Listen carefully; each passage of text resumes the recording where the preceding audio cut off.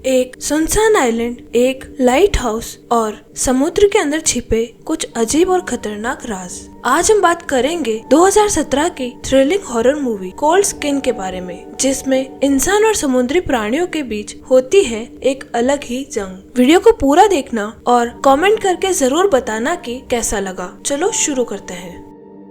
एक युवा अंग्रेज के परेशान विचार उसके दिमाग में उमड़ते घुमड़ते रहते हैं जब वह एक दूरस्थ दक्षिण अटलांटिक द्वीप की ओर मौसम विज्ञानी के रूप में काम करने के लिए जहाज से यात्रा कर रहा होता है। जब उसके विचार उसे डुबोने लगते हैं तो कैप्टन एक्सेल उसके पास आता है, एक सिगरेट जलाता है और उसे बताता है कि वे लगभग पहुंचने वाले हैं। सितंबर 1914 में वे आखिरकार उस द्वीप पर पहुंचते हैं, लेकिन वहां उनका स्वागत करने के लिए कोई नहीं आता। उस युवक को एक अन्य मौसम विज्ञानी की जगह भेजा गया था जो पहले वहां तैनात था, लेकिन वहां उसका कोई निशान नजर नहीं आता। कैप्टन एक्सेल उसके साथ पुराने मौसम विज्ञानी को खोजने के लिए जाते हैं ताकि यह सुनिश्चित किया जा सके वह सुरक्षित है। वे एक लाइट हाउस तक पहुंचते हैं और दरवाजा खटखटाते हैं, लेकिन कोई उत्तर नहीं देता। युवक दरवाजा जबरदस्ती खोलता है और उन्हें द्वीप पर रहने वाला एक मात्र अन्य व्यक्ति मिलता है, ग्रूनर, जो वर्तमान में लाइट हाउस का रक्षक है। ग्रूनर उन्हें ठंडी बेरुखी से स्वागत करता है। जब कैप्टन एक्सेल पुराने मौसम विज्ञानी के बारे में पूछता है तो ग्रूनर जवाब देता है कि जिसकी वे तलाश कर रहे हैं वे बीमारी से मर गया। ग्रूनर उनकी मौजूदगी से बिल्कुल भी परेशान नहीं दिखता और बिना कपड़ों के घूमता रहता है, जिससे कैप्टन एक्सेल चिढ़ जाता है। कैप्टन एक्सेल के विदा लेने के बाद युवक, जिसका नाम फ्रेंड है, द्वीप पर इधर उधर घूमता है। उसे लगता है कि उसकी जिंदगी अब उसी तरह होगी जैसी पूर्व मौसम विज्ञानी की थी। उसे 12 महीनों तक हवाओं की तीव्रता और दिशा का अध्ययन करना है जब तक कि कोई और उसकी जगह नहीं ले लेता। जब वह अपने सामान को व्यवस्थित करने के लिए कैबिन में वापस लौटता है तो उसे पिछले मौसम विज्ञानी की डायरी मिलती है, जिससे उसे पता चलता है कि उसका नाम एल्डोर था। डायरी में उसे एल्डोर की पत्नी का एक फोटो, कुछ रेखा चित्र और लाइट हाउस का एक चित्र भी मिलता है, जिसमें अजीब जीवों को दर्शाया गया है। अगली सुबह वह शंख और पत्थरों से बनी एक अजीब गोल आकृति पाता है। फिर वह काम शुरू करने के लिए दूरबीन लेकर तट की ओर जाता है। जब वह दूरबीन से देखता है तो उसे ग्रूनर नग्न अवस्था में स्ट्रेचिंग करते हुए दिखाई देता है, जैसे वह पूरे दिन कुछ भी न करने की तैयारी कर रहा हो। उस रात जब वह पढ़ रहा होता है तो उसे अपने दरवाजे के बाहर सरसराहट की आवाज सुनाई देती है। पहले उसे लगता है कि यह ग्रूनर है, लेकिन आवाजें तेज होती जाती है और उसमें खरोंचने और गुर्राने की आवाजें भी शामिल होती है। अचानक एक सरीसृप जैसी हाथ दरवाजे के नीचे से अंदर आता है, जिसे वह तुरंत अपने पैर से दबा देता है, जिससे वह अज्ञात जीव चिढ़ जाता है। जब वह और ज्यादा आवाजें सुनता है तो वह फर्श के नीचे छुप जाता है। वह प्राणी उसके कैबिन पर हमला करते हैं, लेकिन जब उन्हें वहाँ कोई नहीं मिलता तो वे रुक जाते हैं। जब उनके कदमों की आवाज बंद हो जाती है तो वह फर्श के एक छोटे से छेद से झांकता है और एक प्राणी भी उस छेद से झांकता है, जिससे वह डर कर चाकू से उसकी आंख में चोट कर देता है। डर के मारे वह पूरी रात खुद को उस फर्श के नीचे बंद कर लेता है। अगले दिन वह ग्रूनर के पास जाता है और उससे अनुरोध करता है कि वह उसे लाइट हाउस में रहने दे, लेकिन ग्रूनर मना कर देता है। फ्रेंड लड़ने का निश्चय करता है और अपने कैबिन लौट आता है, जहां वह पूरे दिन उसे मजबूत बनाने में लग जाता है। उसे कैबिन के डिब्बों में एक राइफल भी मिलती है, जिससे उसका आत्मविश्वास बढ़ जाता है। रात होते ही अंधेरे से अजीब जीवों का झुंड धीरे धीरे कैबिन की ओर बढ़ने लगता है। वह खुद को तैयार करता है और उन प्राणियों पर गोलियां चलाना शुरू कर देता है जो उसके कैबिन में घुसने की कोशिश करते हैं। अंततः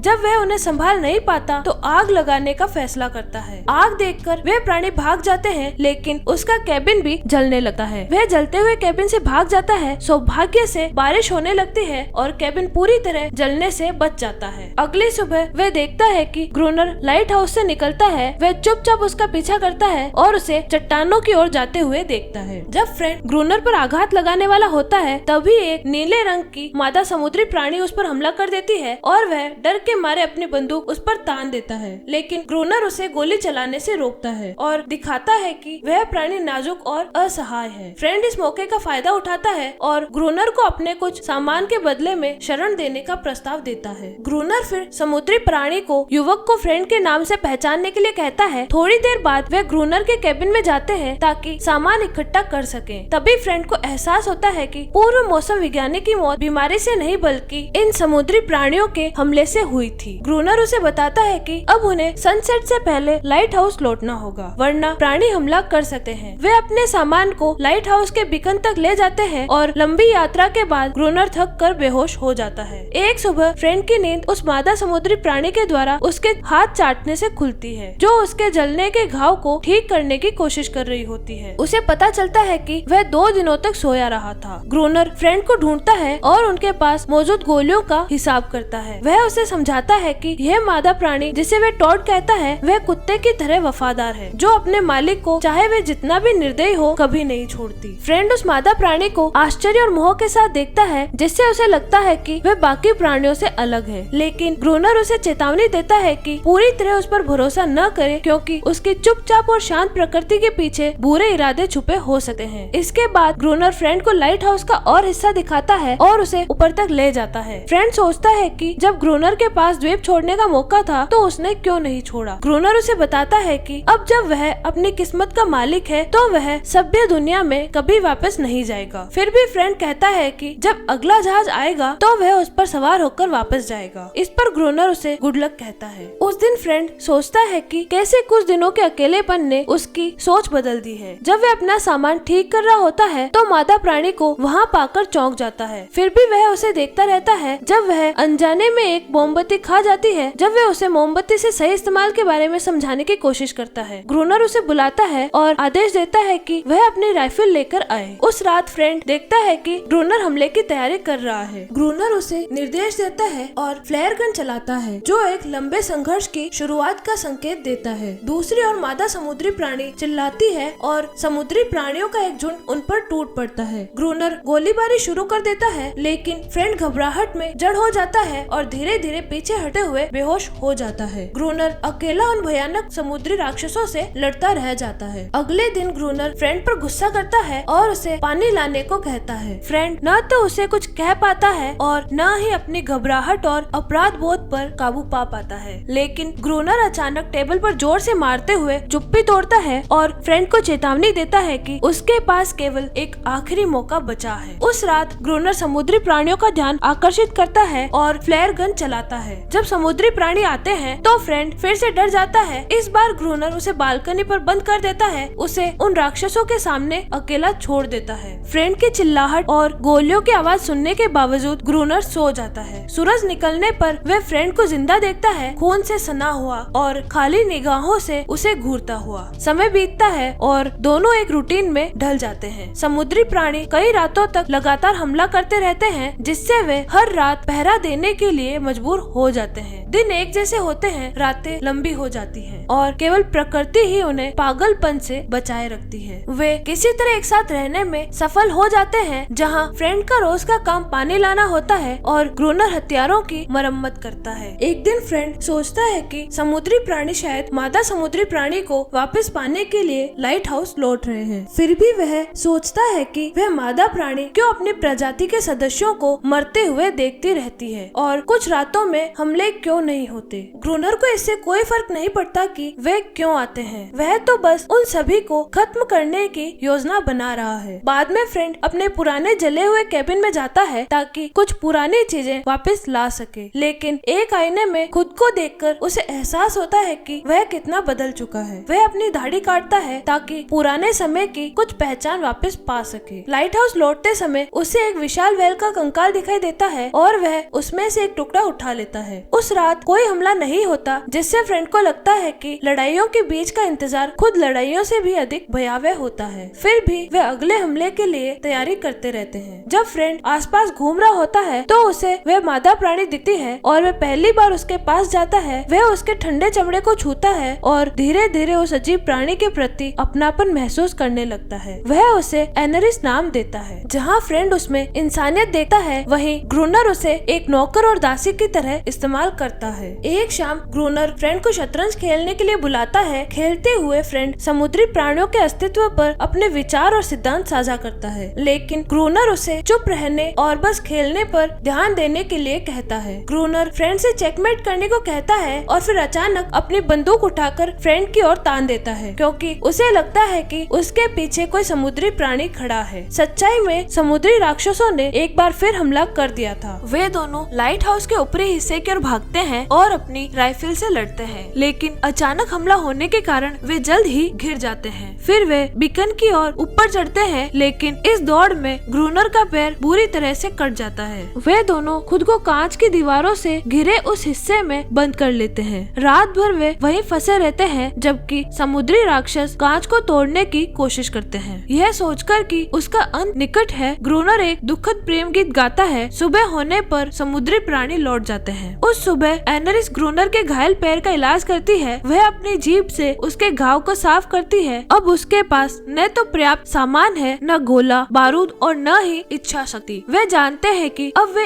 एक और युद्ध नहीं झेल पाएंगे। बाद में फ्रेंड दूर से एक जहाज को देखता है और तुरंत फ्लेयर गन लेने के लिए भागता है, लेकिन ग्रूनर जो किसी को भी नफरत के बिना छोड़ने से डरता है, फ्रेंड को पकड़ लेता है और उसे फ्लेयर गन चलाने से रोक देता है। फ्रेंड को जमीन पर गिरा दिया जाता है। एनेरिस उसकी रक्षा करने की कोशिश करती है, जिससे ग्रूनर गुस्से में आकर फ्लेयर गन लेकर बाहर चला जाता है। गुस्से और निराशा में फ्रेंड ग्रूनर पर चिल्लाता है और कहता है कि वह अकेला छूटने और अकेले लड़ने से डरता है। बाद में फ्रेंड एनेरिस के साथ संवाद स्थापित करने की कोशिश करता है। वह हड्डी से बनी एक नाव उसे दिखाता है ताकि वह उसे समझा सके। एनेरिस फिर उसे परित्यक्त नौका तक ले जाती है जो तट के पास लाइट हाउस से दूर है। लाइट हाउस पर फ्रेंड ग्रूनर को उस नौका के बारे में बताता है, लेकिन ग्रूनर कहता है कि वह पहले से जानता है। ग्रूनर बताता है कि एक पुर्तगाली आदमी ने उस नाव का इस्तेमाल एक जहाज दुर्घटना से बचने के लिए किया था, लेकिन समुद्री प्राणियों ने उसे मार डाला। वह यह भी कहता है कि उस जहाज का माल डायनामाइट से भरा हुआ था, लेकिन वह अब सब पानी में भीग चुका है। इस बीच फ्रेंड जहाज के मलबे तक डाइविंग सूट पहनकर पहुंचने में रुचि दिखाता है, लेकिन ग्रूनर इसे आत्महत्या का मिशन कहकर मना कर देता है। एक दोपहर युवक नाव पर रंग कर उसे इस्तेमाल लायक बनाने की कोशिश करता है। तभी उसे दूर से कोई आवाज सुनाई देती है और वह देखता है कि एनेरिस पास के पानी में तैर रही है। वह अपने कपड़े उतारकर धीरे धीरे उसकी ओर बढ़ता है। दोनों को पता नहीं होता कि ग्रूनर लाइट हाउस से उन्हें छिपकर देख रहा होता है। बाद में जब फ्रेंड एक किताब पढ़ रहा होता है तो ग्रूनर उसे एक डाइविंग सूट थमा देता है। वह अपना मन बदल लेता है। फ्रेंड और एनेरिस को एक साथ देखकर जलन से और मन ही मन उम्मीद करता है कि फ्रेंड यह प्रयास करते हुए मर जाएगा। अगले दिन वे नाव से जहाज के मलबे तक जाते हैं। फ्रेंड ग्रूनर को समझाता है कि रस्सी के झटकों से ही वे एक दूसरे से संकेत करेंगे। अगर उसे हवा की जरूरत होगी तो वह रस्सी को 3 बार खींचेगा। फिर वह पुराना डाइविंग सूट पहनता है और डायनामाइट से भरे क्रेट्स की तलाश करता है, जबकि ग्रूनर नाव से रस्सी संभालता है। पानी के भीतर फ्रेंड एक कंटेनर ढूंढ लेता है और उसे जोड़ देता है ताकि ग्रूनर उसे ऊपर खींच सके। इसी दौरान फ्रेंड को एक बच्चे जैसे समुद्री प्राणी की झलक मिलती है जो उसके सूट को देख रहा होता है। घबराकर वह गिर जाता है और रस्सी खींचता है। जैसे जैसे और भी प्राणी उसे घेर लेते हैं, फ्रेंड घबराने लगता है। ग्रूनर रस्सी को देखता रहता है, लगभग उसे छोड़ देने के कगार पर, लेकिन फ्रेंड खुद को सूट से निकालकर तैरते हुए नाव तक पहुंच जाता है और ग्रूनर उसे तुरंत ऊपर खींच लेता है। घर लौटने पर वे क्रेट की जांच करते हैं और पाते हैं कि सिर्फ एक बॉक्स ही ऐसा है जिसमें डायनामाइट सूखा है और इस्तेमाल किया जा सकता है। सर्दी करीब है तो वे एक योजना बनाते हैं। वे ज्यादा से ज्यादा समुद्री प्राणियों को लाइट हाउस के अंदर बुलाकर वहाँ डायनामाइट फोड़ने की सोचते हैं ताकि उन्हें डराकर भगा सके, लेकिन उस रात कोई हमला नहीं होता। 3 हफ्ते पलक झपकते निकल जाते हैं और ग्रूनर बेचैन हो जाता है। एक दिन फ्रेंड देखता है कि ग्रूनर ठंड में कांपते हुए बाहर बैठा है। फिर उसे अंदर चलने और विस्फोटक को अस्थायी रूप से निष्क्रिय करने को कहता है। एक बार फ्रेंड और ग्रूनर एनेरिस से उसके खाने के लिए मछली पकड़वाने का इंतजार करते हैं, लेकिन जब एनेरिस मछली की बजाय स्टारफिश लेकर आती है तो ग्रूनर उसे लात मार देता है और उन पर अपने जाति के प्राणियों को उनके प्लान के बारे में बताने का आरोप लगाता है। गुस्से में ग्रूनर फ्रेंड की शर्ट पकड़कर कहता है अब उनका नया प्लान है दरवाजा खुला छोड़ना ताकि प्राणी अंदर आ जाएं और वे घात लगा सके। उस रात फ्रेंड दरवाजा खुला छोड़कर उसकी निगरानी करता है, जबकि ग्रूनर ऊंचाई से डायनामाइट फोड़ने की तैयारी करता है। कई घंटे बीत जाते हैं लेकिन कोई हमला नहीं होता। फिर ग्रूनर एनेरिस को खींचकर उसके पास लाता है और उसे जोर जोर से चिल्लाने पर मजबूर करता है, यह सोचकर कि इससे अन्य प्राणी आकर्षित होंगे। जब ग्रूनर एक लैंप जलाने के लिए जाता है, फ्रेंड पर मुख्य दरवाजे पर एक समुद्री प्राणी हमला कर देता है। फ्रेंड किसी तरह उससे बच निकलता है, लेकिन और भी प्राणी अंदर घुसने लगते हैं। वह ऊपर की ओर भागता है और ग्रूनर को सूचना देता है। अब वे लाइट हाउस के भीतर घुस आए हैं। समुद्री प्राणी हमला करते हैं, लेकिन ग्रूनर डायनामाइट को विस्फोट नहीं कर पाता। फ्रेंड पूरी ताकत से ऊपर भागकर विस्फोटक प्रणाली को दोबारा जोड़ता है। विस्फोट होता है और कई समुद्री प्राणी मारे जाते हैं, लेकिन ग्रूनर संतुष्ट नहीं होता। वह और भी नजदीक से दूसरे दूसरा डायनामाइट फोड़ने का फैसला करता है, जिससे वह और फ्रेंड दोनों बेहोश हो जाते हैं। अगले दिन जब फ्रेंड होश में आता है तो तुरंत ग्रोनर को खोजता है और उसे जगाता है। ग्रोनर जब हरकत करता है और गाना गाने लगता है तो फ्रेंड राहत की सांस लेता है और उसके साथ गाने में शामिल हो जाता है। इस बीच लाइट हाउस के चारों ओर भारी तबाही मची होती है। ग्रोनर एक भाले से घायल और मरते हुए समुद्री प्राणियों को मारता है। फ्रेंड तब देखता है कि एक मृत प्राणी के गले में एक हार है, जिससे उसे लगता है कि ये प्राणी सभ्य और बुद्धिमान है। इसके बाद ग्रोनर पेंडेंट को पकड़ता है और गुस्से में समुद्र में फेंक देता है। उसी शाम जब वे अगले हमले का इंतजार कर रहे होते हैं, फ्रेंड सुनता है कि एनरिस और अन्य समुद्री प्राणी अपने साथियों की मृत्यु का शोक मना रहे हैं। ग्रोनर उसके पास आता है और बताता है कि सालों पहले उसने एनरिस को एक जाल में फंसे बच्चे के रूप में बचाया था और उसे लगता है कि एनरिस उसकी जान की ऋणी है। एनरिस गायब हो जाती है, लेकिन ग्रोनर विश्वास दिलाता है कि वह हमेशा की तरह वापस आ जाएगी। फ्रेंड को अब पछतावा होने लगता है कि उन्होंने क्या किया, लेकिन ग्रोनर अब भी कठोर बना रहता है और प्राणियों की मौत पर कोई पछतावा नहीं करता। एक सुबह फ्रेंड रेत में पत्थरों के चारों ओर चक्कर लगाकर बीच में हड्डी से तराशी गई नाव रखता है, इस उम्मीद में कि कोई आकर उसे बचा लेगा। वहीं दूसरी ओर ग्रोनर अब भी विस्फोट की तैयारी कर रहा है ताकि प्राणियों को डराकर भगाया जा सके, लेकिन अब भी कोई हमला नहीं होता। अगले दिन जब ग्रोनर सो रहा होता है, फ्रेंड सफाई करते हुए एक शादी की तस्वीर पाता है। तस्वीर के पीछे 3 बार लव लिखा होता है। फ्रेंड पहचानता है कि तस्वीर में दिख रही महिला वही है जो डायरी में भी थी। उसे एहसास होता है कि ग्रोनर ही असल में पूर्व मौसम अधिकारी है और उसमें कभी इंसानियत भी थी। यह समझकर कि अब यहाँ काम करने का असली मकसद भूल चुका है, यहाँ केवल जिंदा रहने की लड़ाई बची है। फ्रेंड अपने दिन गिनना बंद कर देता है। फिर वह तटीय इलाके में जाकर नाव को हटा देता है। तभी एक बच्चा समुद्री प्राणी उसके पास आता है। उसके पीछे एनरिस भी होती है, जो अब ज्यादा आत्मविश्वासी और साहसी लगती है अपने साथियों के साथ। फ्रेंड देखता है कि वे लोग सुलह चाहते हैं, लेकिन ग्रोनर नहीं चाहता। वह केवल एनरिस को वापस पाना चाहता है, लेकिन एनरिस इनकार कर देती है। ग्रोनर बार बार चिल्लाता है कि कोई ग्रोनर को छोड़कर नहीं जा सकता और लाइट हाउस की ओर लौटने लगता है। अचानक वह फ्लेयर गन से बच्चे समुद्री प्राणी पर गोली चला देता है, जो उसके सीने में लगती है और वह मर जाता है। एनरिस फ्रेंड की ओर शक और निराशा से देखती है और उसे अकेला छोड़ देती है, जबकि ग्रोनर लगातार प्राणियों पर हमला करता रहता है। फ्रेंड उसका पीछा करता है और संघर्ष के बाद उसे जमीन पर पटक कर उसकी टांग में चाकू घोंप देता है, लेकिन फिर ग्रोनर उठता है और फ्रेंड पर कुल्हाड़ी से हमला करने की कोशिश करता है। तभी फ्रेंड उसके असली नाम से पुकारता है और कहता है कि वह हत्यारा नहीं है। ग्रोनर रुकता है, कुल्हाड़ी गिरा देता है और लव शब्द बुदबुदाता है, जैसे वह अपने पुराने खुद को थोड़ा सा याद कर रहा है। इसके बाद वह बाहर चला जाता है और तारों भरे आकाश को देखने लगता है। फ्रेंड खुद को लाइट हाउस के अंदर बंद कर लेता है और बाहर समुद्री प्राणी ग्रोनर को घेर कर मार डालते हैं। कुछ महीनों बाद एक नया जहाज आता है ताकि फ्रेंड का स्थानापन्न भेजा जा सके। कैप्टन गलती से उसे ग्रोनर कहकर बुलाता है, लेकिन फ्रेंड इसे सही नहीं करता। इस तरह ग्रोनर की विरासत उसे सौंप दी जाती है। अब युवक इस नए नाम के साथ जीता है, सोचते हुए कि शायद यही वह शांति है जिसकी उसे तलाश थी। नया ग्रोनर बालकनी में खड़ा होकर कई नौकाओं को देखता है, जबकि एनरिस समुद्र में दौड़ती है, एक नर्क से दूसरे नर्क में तैरती हुई।